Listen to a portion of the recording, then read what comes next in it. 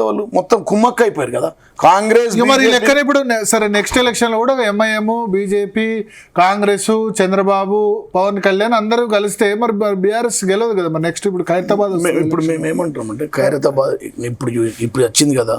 మొన్నటి general election లో మొత్తం రాష్ట్ర వ్యాప్తంగా వాళ్ళకి అధికారం ఇచ్చారు. వాళ్ళు ఇచ్చిన అధికారంలో వాళ్ళు ఇచ్చిన దొంగ హామీలన్నీ మోసపోయారు. ఏ ఒక్క హామీ కూడా అమలు కాలేదు. 6 గ్యారంటీలు కానీ 420 హామీలు కానీ అది రూరల్లో చూశారు. రూరల్లో విపరీతమైన వ్యతిరేకం ఉంది. ఇప్పుడు మీరు చూడండి, రేపు లోకల్ బాడీ ఎలక్షన్ జరగబోతా ఉన్నాయి కదా. లోకల్ బాడీలో వార్ వన్ సైడ్ అయిపోయింది. బీజేపీ కాంగ్రెస్ పతనం డిసైడ్ అయిపోయింది ఆల్రెడీ. ఎలక్షన్ ఏదైనా సెలక్షన్ కేసీఆర్, ఎలక్షన్ ఏదైనా సెలక్షన్ కేసీఆర్ ఆఫ్టర్ జూబ్లీహిల్స్. ఎందుకంటే మన జనరల్ ఎలక్షన్ లో రాష్ట్ర వ్యాప్తంగా భరత్ గారు జూబ్లీహిల్స్ తర్వాత హైదరాబాద్ లో కూడా వారి యొక్క పాలన చూస్తారు. ఇప్పుడు అన్నారు కదా. నేను ఒక మాట చెప్తా. మీరు మొన్న ఎలక్షన్ లో అద్భుతంగా పర్ఫార్మెన్స్ చేశారు జిహెచ్ఎంసీలో కదా. ఒక్క సీటు కూడా పోలే. ఒక ఇబ్రాహీంపట్నం తప్ప అన్ని సీట్లు మీరే గెలిచారు. 43% ఓటింగ్ వచ్చింది. సిటీ ఓటింగ్ తీసేస్తే మీరు బిలో 30 రూరల్ ఏరియాలో. అక్కడ పోలింగ్ జరిగితే జూబ్లీహిల్స్ లో జరిగితేనే సిటీలో అంత మెజారిటీ వచ్చిన చోట జరుగుతూనే 24,000తో ఓడిపోయినారు. ఇక పల్లెల్లో మీరు అంత వీక్ గా ఉన్నారు మొన్న ఎలక్షన్ లో. ఇప్పుడు పల్లెల్లో అంత వీక్ గా ఉన్న చోట ఎట్లా ఉంటుంది? వాళ్ళ ఆకాశంలో మోచేతులకు బెల్లం పెట్టి ఆకాశంలో చందమామని చూపించి ప్రజలకు అమలు కాని హామీలని చెప్పి ఒక్క హామీ కూడా నెరవేరలేదు. అక్కడ సిటీలో కూడా కాలేదు. నేనేమంటున్నా అంటే అందుకోసమే చెప్తున్నాం కదా సార్, రిగ్గింగ్ అని. అందుకోసమే కదా రౌడీజం అక్కడ కాదు. పల్లెల్లో రిగ్గింగ్ కాదు, వన్ సైడ్ డిసైడ్ అయి ఉన్నారు అక్కడ. వన్ సైడ్ అక్కడ ఈ ఛాన్సెస్ లేవు. ఎందుకు సిటీలో ఇది ఒక విచిత్రమైన ఎలక్షన్ మేము చూసాం కదా. మేము 3 ఎలక్షన్ డైరెక్ట్ గా ఓట్లాడినా కదా. జిల్లా అధ్యక్షుడు ఒక విచిత్రమైన ఎలక్షన్ ఇది జూబ్లీహిల్స్ లో.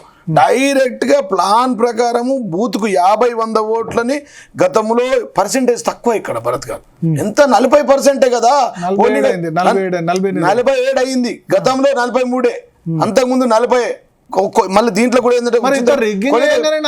ఏంటంటే రిగ్గింగ్ అంటే ఎట్లా అంటే ఉన్న ఓట్ల మీద ప్లస్ రిగ్గింగ్ కాదు ఇది. ఏదైతే ఓటింగ్ శాతం ఉన్నదో ఓటింగ్ శాతంలో ఓటింగ్కి రాని వారు ఎవరు ఉంటారో వాళ్ళ ప్లేస్లో ఉదయం 6 గంటలకే ఉదయం పోలింగ్ స్టార్ట్ కాగానే అప్పుడే వేసేస్తారు అన్నట్టు. భరత్ గారు అర్థమైంది కదా మీకు. ఉదయం మార్నింగ్ ఈవినింగ్ 4 to 6 లోపల వేశారు. ఎవరైతే ఓటింగ్ ఇప్పుడు మీ ఓటు ఉంటుంది కానీ మీరు రారు కదా, మీ ఓట్లను అవి వేసేసుకొని కనబడకుండా దొంగ ఓట్లతోని పోలింగ్ చేయడం జరుగుతుంది. పల్లెల్లో చేయరా మరి ఎక్కడ జరుగుతాయి? ఇప్పుడు మేము అంత హుషారు ఉంటాం కదా, ప్రజలే తిరగబడతారు. మీరు అందరూ ఉండంగానే చేశారంటారు. ఇప్పుడు జూబ్లీహిల్స్ మీరు అందంగానే ఉండంగా 9వ తారీఖు వరకు అసలు ఏం జరిగింది నాకు చెప్పండి. 7-8వ తేదీ వరకు మొత్తం మేమే గెలుస్తున్నాం, ఇక ల్యాండ్ స్లైడ్ విక్టరీ అన్న విధంగా మీరు ఆ విధంగా కలరింగ్ ఇచ్చారు. మరి ఏమైంది 2 రోజుల్లో? నేను ఏమంటా అంటే ఒక్కటి కాదట చెప్పిన అన్ని పార్టీల కలయిక, అందరి ఏకైక లక్ష్యం టార్గెట్ కేసీఆర్ కేటీఆర్. అందరికి టార్గెట్ కేసీఆర్ కేటీఆర్ ఎట్టి పరిస్థితులు ఓడించాలని.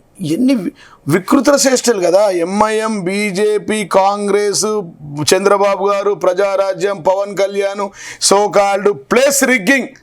స్వయంగా కేంద్ర మంత్రి అయినటువంటి బండి సంజయ్ గారు చెప్పారు కదా ఓటుకు 7,000 వంచారని చెప్పి. ప్లస్ ధనదాహం, ప్లస్ లిక్కర్ పంపిణీ, ప్లస్ రౌడీయిజం, ఇవన్నీ కలిపి జూబ్లీహిల్స్ ఎలక్షన్స్. భరత్ గారు మరి కేంద్రంలో ఉన్న బండి సంజయ్ గారు 7,000 రూపాయలు ఒక ఓటుకి ఇచ్చారన్నారు కదా.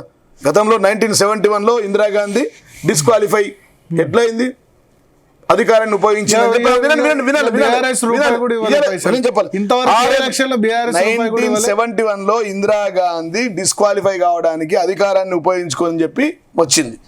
ఇయ్యల్ల అదే బండి సంజయ్ గారు ఆయన కేంద్ర హోం సహాయక మంత్రిగా ఉన్నాడు. ఆయనే 7,000 రూపాయలు ఇచ్చిన ఆయన లెటర్ ఎండర్స్మెంట్ రాయమని చెప్పి సెంట్రల్ ఎలక్షన్ కమిషన్. లేదంటే జీవన్ రెడ్డి ఆర్మూర్లో 50 కోట్లు ఖర్చు పెట్టాం ఓడిపోయినాడు. మరి ఇప్పుడు సరే, ఇప్పుడు నేనేమంటాను, నేను డబ్బు ఖర్చు పెట్టలే. మేము అభివృద్ధి కేసీఆర్ తెలంగాణ తెచ్చింది.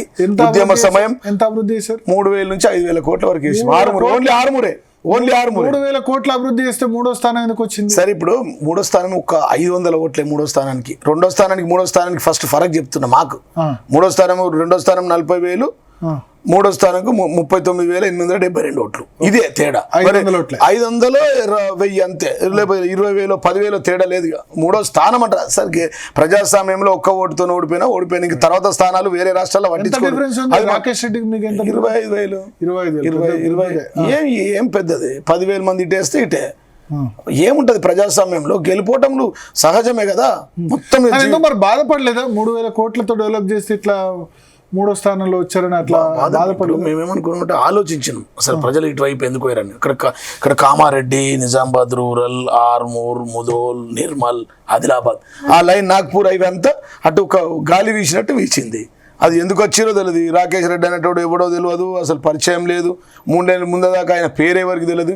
ఏ ఊరు పర్యటనలకు రాలే, సావుకు రాలే, పెళ్లికి రాలే. ఎప్పుడు వచ్చిండు గెలిచిండు. ప్రజాస్వామ్యంలో ప్రజలే న్యాయ నిర్ణేతలు కాబట్టి వాళ్ళ యొక్క గెలుపును శిరసావహించడం పనిచేస్తుంది. అంత కొత్త వ్యక్తిని ఎందుకు గెలిపించారు? ఉన్న వ్యక్తిని ఇప్పుడు కాన్స్టిట్యున్సీ పట్టుకొని 3,000 కోట్ల డెవలప్మెంట్ చేసి యాదగిరిగుట్ట దర్శనాలు చేయించి అందరికి. ఇప్పుడు యాదగిరిగుట్ట మొత్తం నాకు తెలిసి ఆర్మూర్ వాళ్ళందరూ యాదగిరిగుట్ట దర్శనాలు. భరత్ గారు, దేశ చరిత్రలో స్వాతంత్రం వచ్చినప్పటి నుంచి ఒక రాష్ట్రంలో ఇంత అభివృద్ధి, అది నీళ్ళ విషయంలో కావచ్చు, అది అభివృద్ధి విషయంలో కావచ్చు, అది జీడిపి విషయంలో కావచ్చు, అది ఐటీ విషయంలో కావచ్చు, అది రోడ్ల విషయంలో కావచ్చు, అది కాళేశ్వరం ప్రాజెక్టు కావచ్చు, ఏదైనా కానీ దేశ చరిత్రలో ఏ రాష్ట్రంలో ఏ ముఖ్యమంత్రి చేయని విధంగా చేసింది కేసీఆర్ గారు. అయినా మాకు అపజయం జరిగింది. దాంట్లో ఏమున్నాయో రివిజన్ చేసుకొని మళ్ళీ మేము కొట్లాడతాం. వచ్చే 3వసారి కేసీఆర్ గారు ముఖ్యమంత్రి కావడానికి ఎంత ప్రయత్నం చేయాలో అంత ప్రయత్నం చేయాలి. 24/7 365 days పనిచేస్తాం తప్ప ఇప్పుడు మేము దాని గురించి బాధపడి ఆలోచిస్తే అంటే మీరు 3,000 కోట్ల అభివృద్ధి చేశారు. నిజంగానే కొంత ఆసుపత్రి కొంచెం ఇచ్చాడు. కేటీఆర్ బాగానే ఇచ్చాడు. పెద్ద సార్ కూడా ఇచ్చారు, కేటీఆర్ ఇచ్చారు. ఆర్మూర్ అంటే సెంటిమెంట్. సార్ ఇప్పుడు ఒక 350 కోట్ల రూపాయలతో లిఫ్ట్ ఇరిగేషన్ తీసుకొచ్చాం సార్. ఒక 11 సబ్ స్టేషన్లు కొత్త నూతనంగా తీసుకొచ్చాం సార్. ఒక 500 నుంచి 600 కోట్ల రూపాయలతో రోడ్లు వేసాం సార్. ఒక 100 పడకల ఆసుపత్రి తీసుకొచ్చాం సార్. ఒక సిద్ధులగుట్ట లాంటి అభివృద్ధి ఆలయాలతో ఒక 100 దేవుళ్ళ టెంపుల్కు చేసాం సార్. అక్కడ 150 కోట్లతో ఆదిలాబాద్కు మాకు లింకు లేకుండే గోదావరి పైన ఒక సెంటిమెంటు, ఒక బ్రిడ్జ్ 200 కోట్ల రూపాయలతో అదొక బ్రిడ్జ్ వచ్చింది.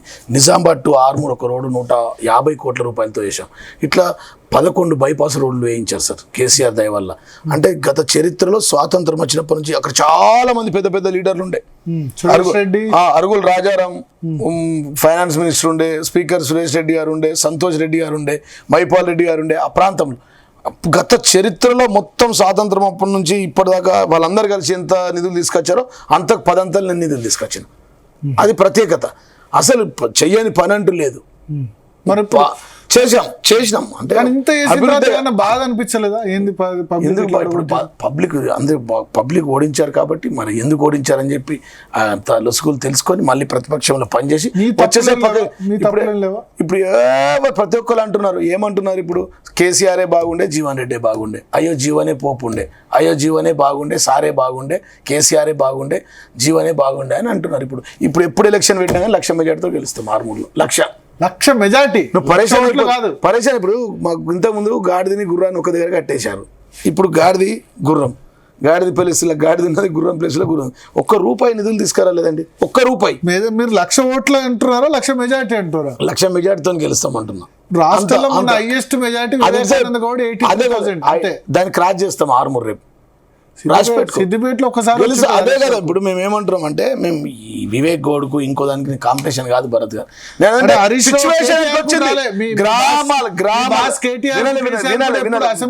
అనేది ఏంటంటే గ్రామాల్లో అంత వ్యతిరేకత వచ్చింది.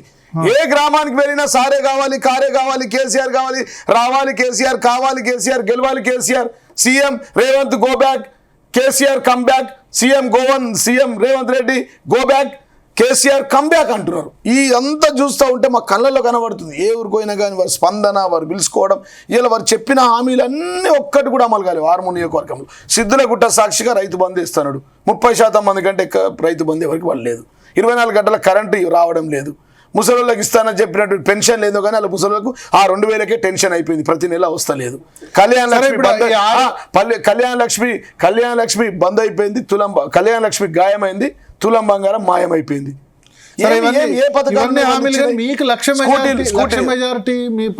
టార్గెట్ సార్ లో ఎయిమ్ ఇస్ క్రైమ్ అన్నాడు గాంధీజీ. ఒకసారి ఓడిపోయినాం కాబట్టి ఈసారి టార్గెట్ 100% వచ్చింది. ఎందుకు రాదు సార్? పని చేస్తే 25,000 నుంచి 30,000 మందికి సీఎం రిలీఫ్ ఫండ్లు ఇచ్చినాం. 30,000 మందికి ఉచితంగా డెలివరీ చేయించాం ఆర్మూర్ 100 పడకల ఆసుపత్రిలో. అంతకుముందు 100 పడకల ఆసుపత్రి ఆర్మూర్లో లేకుండే, ఒక్క డెలివరీ కూడా కాకపోతుండే. కేవలం ఎవరైనా చనిపోతే పోస్ట్ మార్టం చేసే హాస్పిటల్లో